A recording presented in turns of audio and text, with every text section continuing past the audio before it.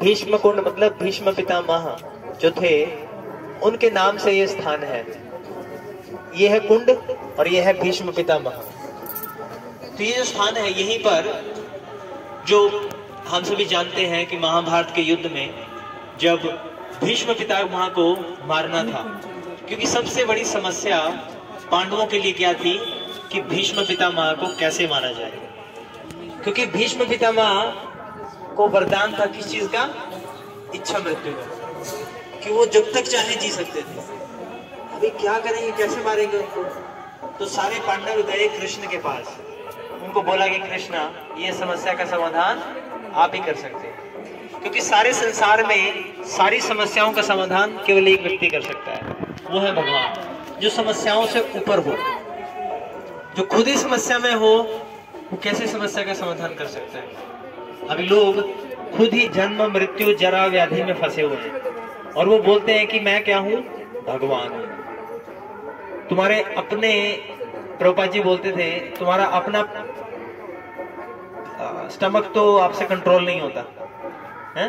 Can you control your stomach? कि आपको पास करना है तो ना करें आप, वो तो आपसे होता नहीं और आप भगवान कह रहे हैं अपने आप को। तो भगवान नहीं हो सकते आप, क्योंकि आपको नियंत्रण में क्या है? कुछ भी नहीं है, आपका शरीर नहीं है आपके नियंत्रण में। कैसे भगवान है आप जेल में हैं, आप कैसे भगवान हैं?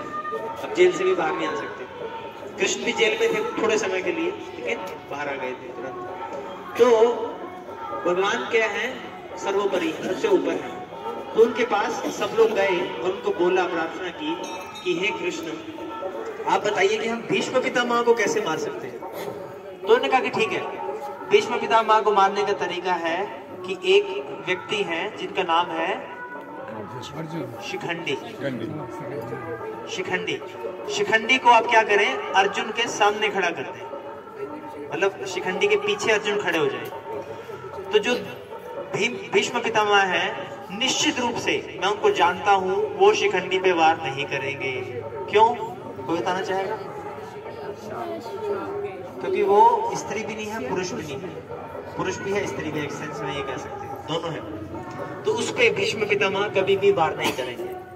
तो इसीलिए उनको आगे खड़ा कर दो और पीछे से उनके बाण चलाओ। तो भीष्म पितामह को मारने के लिए बेस्ट तरीका था, अर्जुन ने क्या किए? विशेष बाण तैयार कर लिए भीष्म पितामह के लिए कि अगले दिन भीष्म पितामह को मारना है इनसे। उनको हालांकि अच्छा नहीं लग रहा था, क्योंकि उनको सब कुछ याद आ रहा था कि बचपन में भीष्म पितामह के आप सफेद वस्त्र होते थे और उन वस्त्रों पे वो नंगे पांव, गंदे गंदे पांव लेके चढ़ जाते थे, दादाजी दादाजी करके उनके साथ खेलते थे, खूब खेलते थे, उनके बाल खींचते थे, उनसे इतना प्रेम करते थे और वो भी बहुत खेलते थे उनके साथ, वो भी इतना प्रेम करते थे उनके साथ, अर्जुन के साथ, स्पेशली अर्जुन के साथ। अर्जुन के साथ उनका इतना संबंध ऐसे था बिल्कुल।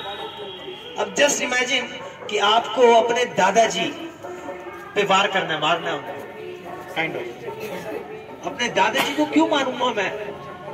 मतलब क्या कृष्ण ने कहा होगा अर्जुन को भगवत गीता के समय में, क्या कन्विंस किया होगा, कैसे कन्विंस किया होगा? You have to kill your grandfather. Arjun तैयार हो गए। अर्जुन ने कहा धर्म यही है जो कृष्ण कह रहे हैं। धर्म क्या है? जो कृष्ण कह रहे हैं। तो मेरे लिए, मैं क्षत्रिय हूं, मैं धर्म का पालन नहीं करूंगा तो मैं क्षत्रिय हूं ही नहीं। मेरे को शरीर त्याग देना चाहिए अगर मैं क्षत्रिय धर्म का पालन नहीं कर सकता। पहले के प्रिंसिपल हाई होते थे, हमारे समझ में नहीं आएंगे। हमें लगे क्या यार, क्यों कर रहे हो काम, छोड़ो, क्या क्षत्रिय इंसान है वो, क्यों मार रहे हो उसको? नहीं, उससे ऊपर होता था धर्म। तो अर्जुन ने क्या किया? वो बाण लिए और अगले दिन जाकर भीष्म पितामह ऐसे करते हुए उसने वार कर दिया। और जब भीष्म पितामह का वार आया तो आगे शिखंडी खड़ा था, भीष्म पितामह मार ही नहीं पाए। तो एक के बाद एक ठका लगते गए। उनकी इतने सारे बाण लग गए उनके शरीर पर कि वो एक तरह से एक पूरा शैया पे लेट गए। आप देख रहे हो, लेट गए। तो अभी उनकी गर्दन पे, सिर पे तो नहीं लगा था बाण, सिर पे नहीं लगा था। तो उन्होंने कहा कि मुझे अब कोई क्या करो, तकिया दो मुझे। तो ये दुर्योधन आया बीच में नंबर उठाने के लिए। दुर्योधन ने कहा सैनिकों जाओ, अभी जाओ और वहां से कैंप से तकिए लेकर आओ, पिलोस लेकर आओ।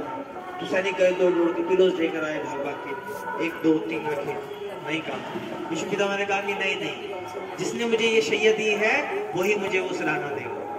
तो अर्जुन को बुलाया गया, अर्जुन ने 2 बाण लगाए, उसका तकिया उन्होंने बना दिया। फिर भीष्म पितामह ने कहा कि मुझे प्यास लगी है, तो दुर्योधन फिर आ गया, सैनिकों जाओ पानी लेकर आओ।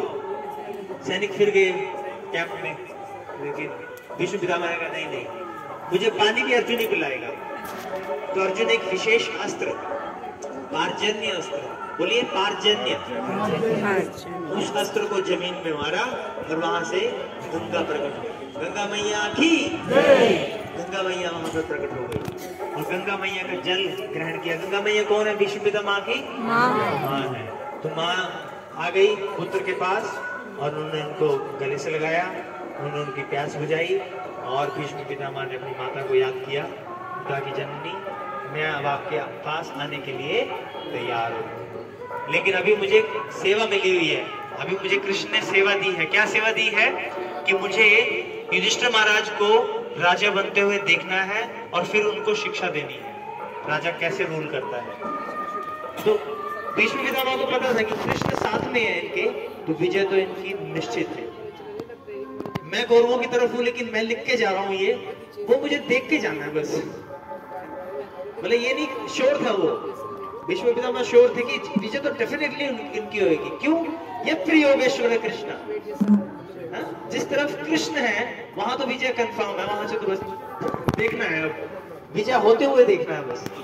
तो भीष्म पितामह बोल रहे थे कि मुझे देखना है कि कृष्ण कैसे जीतेंगे, ये देखना है मुझे, कृष्ण कैसे जीतेंगे या तो युधिष्ठिर महाराज का अभिषेक कैसे होगा, और युधिष्ठिर महाराज को राज्य अभिषेक के बाद उनको कैसे मैंने टीचिंग्स देनी है जो कृष्ण ने कहा। तो इसके बाद भीष्म पितामह ने इसी स्थान पर अपने द्वारा लास्ट उन्होंने श्रीमद् भागवतम के ऊपर कथा की थी, बहुत सुंदर कथा, कृष्ण का चरित्र वर्णन किया था। और उस कथा में लेटे लेटे उस कथा में स्वयं व्यास, असित, देवल, नारद मुनि जी सब लोग यहाँ पर इसी स्थान पर एकत्रित हुए थे। कितना पवित्र स्थान है कि इतने सारे शुद्ध भक्त भगवान की, परशुराम जी स्वयं, ये सब लोग, भीष्म पितामह जो 12 महाजनों में से एक हैं, वो भी स्वयं यहाँ पर शरीर छोड़ा उन्होंने। तो ये जो स्थान है बहुत पवित्र स्थान है। तो हम ऊपर जाएंगे मंदिर में, दर्शन करेंगे। आगे बहुत फिसलन है, तो मैं एक रिक्वेस्ट करूंगा एक या 2 प्रभु जी से कि वो पानी ऊपर डाल दें, ऐसे चलेगा ना?